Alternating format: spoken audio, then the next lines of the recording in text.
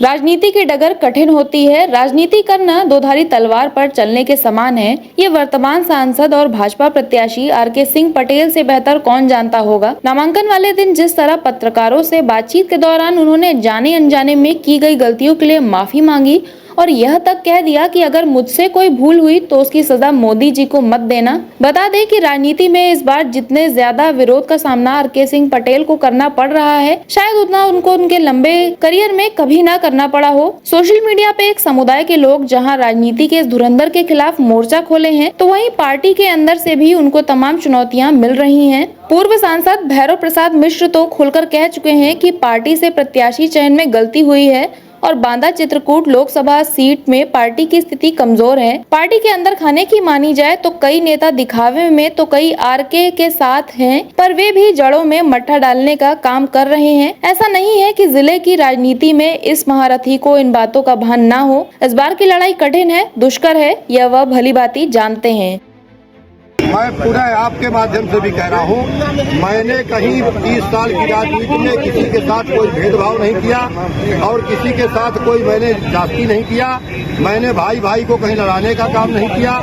गांव के विकास में मैं काम आया हूँ, मैं विनाश का काम नहीं किया। और कार्यकर्ताओं की बैठक मेरी थी और आगे भी रहेगी। उन सभी देवतुल्य कार्यकर्ताओं को मैं प्रणाम करता रहा हूँ, प्रणाम करूंगा। और भारतीय जनता पार्टी के एक एक बूथ स्तरीय कार्यकर्ता को, कल हमारा बांदा विधानसभा का सम्मेलन था, मैंने प्रणाम किया है। और पुनः कह रहा हूँ, पूरे लोकसभा के कार्यकर्ता और आम जनमानस को, देवतुल्य मतदाता और कार्यकर्ताओं को, ये आर.के. पटेल से कहीं ऐसी गलती नहीं हुई है। और अगर जानते हुए अनजाने में भी कहीं मुझसे अगर कोई भूल हो, मैं भी इंसान हूँ, कहीं भूल हुई है तो उसके लिए भी मैं उससे क्षमा चाहता हूँ। इस भूल की सजा मोदी जी को, अगर मेरी मुझसे कहीं हुई है तो उसकी सजा मोदी जी को मत देगा कोई कार्यकर्ता। अगर दिल में कोई बात है उसको निकाल करके और चुनाव के महासमर में डट जाए, ये मैं अभी आपके माध्यम से भी अपील कर रहा हूँ। और कल मैं भी लगातार कह रहा हूँ, गाँव में भी ले जा रहा हूँ, गाँव में भी लोगों से कह रहा हूँ। मैंने इस 30 साल की राजनीति में भारतीय जनता पार्टी के 7 साल 8 साल के कार्यकाल में मैंने आपके साथ जो भी मोदी जी की योजनाएं, योगी जी की योजनाएं हैं, उनको ला करके जमीन पर काम किया हूँ।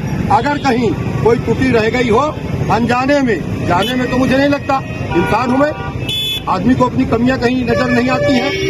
अगर कमियां खोजा जाए तो अपने आत्मा में हम अपनी कमी खोज लेंगे तो नहीं, कहीं न कहीं मुझे लगता है मिल जाएगी कमियां।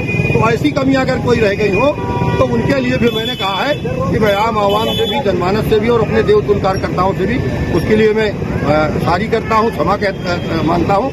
और सब लोग करके उसकी सजा मतदान के दिन मत देंगे, ये मैं खुले मन से कह रहा हूँ, आपके माध्यम से भी कह रहा हूँ। मैं जाने में नहीं हुआ कोई भूल, अनजाने में कहीं हुई है, फिर दोहरा रहा हूँ। तो उसके लिए भी मैं आम जनमानस से भी कह रहा हूँ कि आर.के. पटेल आपका साथी है, आपका भाई है, आपका बेटा है। और कहीं अगर कोई फोन में भी किसी के साथ कोई बात विवाद में कोई नहीं हुआ, लेकिन अगर कोई मान रहा हो कि आर.के. पटेल के शब्द मेरे लिए कोई कड़े निकल गए हो, तो ऐसे साथियों से भी मैं उनको क्षमा के लिए मैंने याचना कर रहा हूँ, कह रहा हूँ। तो ये इंसान हूँ मैं और इंसानियत के नाते मेरा धर्म बनता है। मैं बहुत बड़ा राजा और बहुत बड़ा वो नहीं हूँ यहाँ का क्या कहते हैं शहंशाह। मैं एक कार्यकर्ता हूँ, मैं एक इंसान हूँ और इंसान के नाते इसी मिट्टी पे मुझे फिर रहना है, इसी मिट्टी में दफन होना है। इसलिए मैं पुनः फिर दोहरा रहा हूँ, अगर मुझसे अनजाने भी कोई गलती हुई है तो मुझे लोग क्षमा करेंगे।